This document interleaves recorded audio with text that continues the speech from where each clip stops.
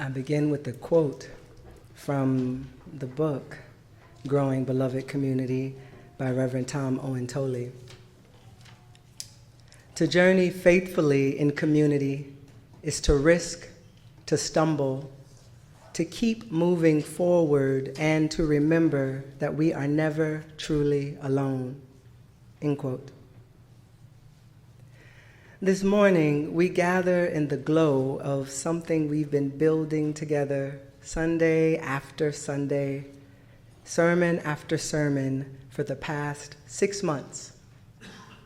We've journeyed through the Growing a Beloved Community book, each chapter calling us to stretch wider, to root deeper, and lean into UUCT's collective becoming as it comes to grow and lead itself whole.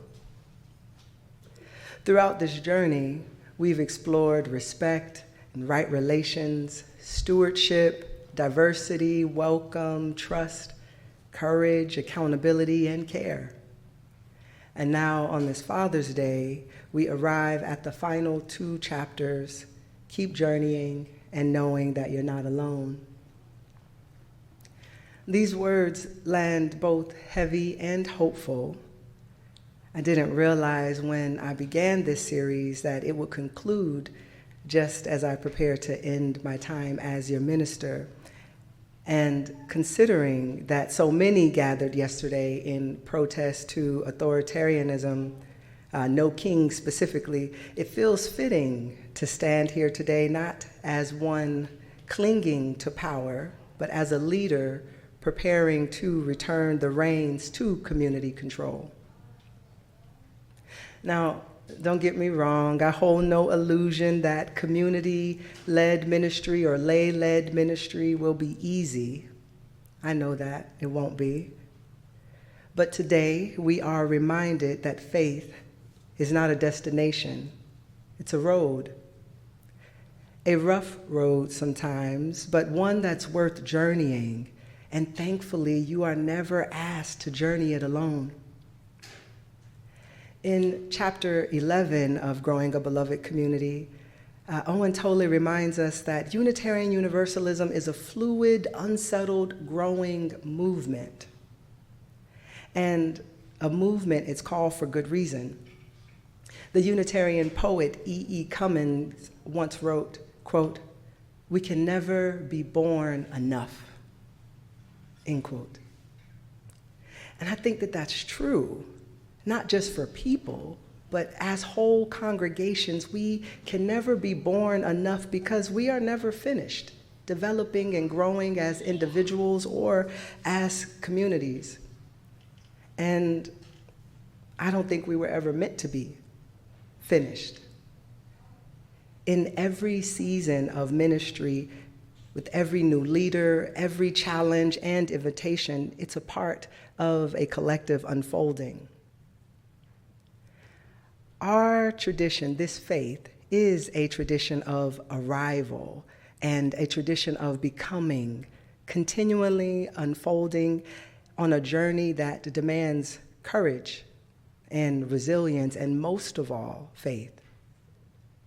Not the kind of faith that clings to doctrine, but the kind that whispers to keep going, even when you don't know what lies ahead, even when it's hard. For faith communities that don't necessarily cling to a doctrine with a God at the center that says that they are holding you, even when we don't know what is holding us, we as a community believe that something is, even when it's hard. In the book, Owen Tolley tells us that the journey is rugged, but it leads ever onward and requires inordinate courage and stamina, recognizing that the journey of building beloved community is not only difficult, but unending. That can sound so taxing. But like the hymn we've sang in this community and we'll sing at the end of the service, we are going, heaven knows where we are going, but we know within and we will get there. Heaven knows how we will get there, but we know we will. It will be hard, we know, and the road will be muddy and rough, but we'll get there. Heaven knows how we will get there, but we know we will. This is the hard work of journeying to build beloved community, not just here within UUCT, but also in the larger world context. Like so many of both our spiritual and familial ancestors, the road of justice and the road of freedom is long and unending, like the moral arc of the universe. As challenging as our current times may be, I want you to hear this not as a burden, but as a blessing. The unending journey means that there's always room to grow and to change, always room to invite new folks in, to heal and to shift course again with those changes, and to rise up in a new direction. Our direction, as the book tells us, is ever forward, towards what the universalists of our faith called the larger hope. I know that some of you might not feel ready to lead towards this larger hope when you don't know what it looks like. And you may not feel certain to how this next part unfolds, but let me tell you that this feeling of uncertainty is not a flaw. It's a sacred companion on this road of faithfulness, of holding on with not knowing what's there. The author and activist Adrienne Marie Brown says that in these times, quote, things are not getting worse. They're getting uncovered. And during these times, we must hold each other tight and continue to pull back the veil. I would say that that's what faithful journeying looks like. Continuing to pull the veil back anyway, and continuing to do it together, just moving ever forward. I think it's no accident that this final Glow Sunday also falls on Father's Day, a day that we honor those who have helped us keep walking, keep journeying on, fathers and father figures, mentors and spiritual parents, guides of all genders, those who didn't always have the right answers, but who maybe showed up with a loving presence. Some of us were raised by fathers who modeled compassion. Others found strength in fathering spirits, like teachers or coaches, neighbors, or maybe members of this very church. Some of us have actually been those steady companions for each other. To father, after all, is a verb, and in its most loving form, it means to nurture, to guide, to bless the road beneath someone else's feet on the journey towards beloved community. And in this way, I think we need all the guidance we can get. So today, I'm saying a special thank you to those who stayed with us in this community when we stumbled, those who helped us walk when we weren't sure along the way, who said, "You've got this," and meant it. And I know as a new and young minister, this was my very first time leading a community. I depended on all of those, "You got this, Ian." I needed that not only from the father figures of the community, but from everyone who nurtured and guided me as I then reflected that back and offered nurturing and guidance to you. And now we remember with humility and grace that we still are the ones that others look to. We are the steady voices, the spiritual leaders, and soon to be spiritual elders if you keep journeying on. And whether you want to or not, a guide, you are. whether you feel ready or not.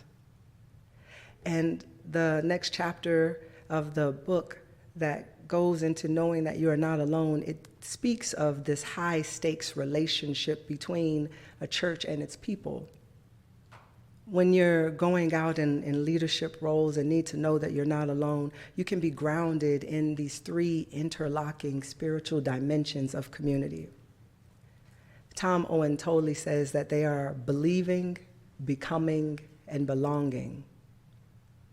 Believing means the faith in something larger than ourselves. It doesn't have to necessarily be in a spirit of the divine or God or anything like that, but something. Love, community, believing. And then becoming, remaining open to transformation and growth that comes from this faith in something larger than ourselves, that comes from interacting with community. And then allowing yourself to be held in that embodied truth of knowing that you're not alone and you're held by another love, this greater love, and maybe that spirit that some might call spirit of life. In having faith in this way, you can settle into this idea that religious liberals often hold in asking not just who am I, but whose am I? If you believe in this larger spirit of love, this larger spirit of community, the question, whose am I? Who do I belong to? That question changes everything, because it reminds you that you're not self-sufficient, that we belong to others, we belong to ancestors, those who came before us, we belong to our communities, our values that guide those communities, and to our living tradition that is continually growing. And in that spirit of belonging to a living tradition that continues to grow, it helps us to remember that we also belong to the spirit of creation itself, to that deep and abiding love that will never let us go. Olympia Brown, a Universalist minister, a suffragist, and the first woman ordained to clergy in the U.S. in 1864, once preached, quote, "Every nation must learn that all the people of the nations are children of divine love, and that we must share the wealth of the world." She goes on to say, and in this sharing of the wealth of the world, there is always an unseen power working for righteousness. The infinite is behind us. The eternal years of divine love are ours. If we stand by this faith, work for it, love it, sacrifice it, there is nothing in all the world that we can't have. If you have this faith in this love that will comfort you in sorrow, strengthen you for noble duty, and help you to remember that the world is made more beautiful by you, in one love, this one law, this one element, this one far-off divine event that which the whole creation moves. In this quote, Olympia Brown speaks not only of that infinite that is behind us, but also before us, beside us, and within us, especially when we forget. So when the path ahead seems unclear and when the responsibilities feel heavy, when the flame of uncertainty flickers low, remember that you are not alone, that you are part of this great cloud of witness that came before you, that goes on ahead of you, a sacred convoy of travelers stretching across generations, each one bringing their piece of the vision. And as I prepare to step away from this ministry, I do so trusting in your ability to keep going, not just because the road will be smooth, but because it's yours. This ministry belongs to all of us, and leadership belongs to all of its people. The road may twist and turn, but the work of beloved community has never been about control. It's always been about connection. The closing words of growing a beloved community say it beautifully. We clasp the products of our labor gently, both holding what we cherish and are willing to release. We return our contributions into the care of those human and divine spirits that endure beyond our lives. My contribution is now something I place in your hands, and I trust that you will carry it forward with grace, and that you will make it your own, and that you will grow together through joy and struggle with faith for the journey ahead. And in my last part, as I close, I want to share this connection to a song that we're about to sing together during the offertory. As I was preparing for my journey ahead, and I was sitting outside in our meditation garden, I was with the tree out there, and as I was sitting there and feeling the feelings of, leaving this community, I felt the spirit of this song that then started singing in my head of Mariah Carey that we're going to sing. I'm not going to try to sing it the way she sings it right now. But it's the blessing that I feel that that tree and this community and this energy gave me is the thing that I want to share with you all when it said that anytime you need a friend, this is what I was told as I'm getting ready to leave, and this is what I want you to know. And anytime you need a friend, this community will be here. You'll never have to be alone again, so you don't have to fear. Even if you're miles away, this community, love, will be by your side. You don't have to feel lonely. I don't have to feel lonely. Love will make it all right. So, as our spiritual ancestor, Olympia Brown, urged, knowing that love will make it all right. Well, she didn't say that part. Knowing that love will make it all right. She says for us to give our all, personally and communally, to that enterprise that has done so much for you, because ours is a holy vocation worthy of all that we are. This is my final invitation to you in this series and in this shared ministry, to give your all to the place that loves you back. Give your presence, give your laughter, give your honesty, give your resilience, give your love, give your trust, knowing that you will not journey alone, not in grief and not in celebration, not in your uncertainty. You can move on this road held by the wisdom of our spiritual ancestors, by the companionship of your neighbors, by the sacred promise of the beloved community yet to come. So let us keep journeying, and let us bless those who have walked beside us, and let us move forward hand in hand with faith for the road ahead. Amen, Ashe, and may it be so.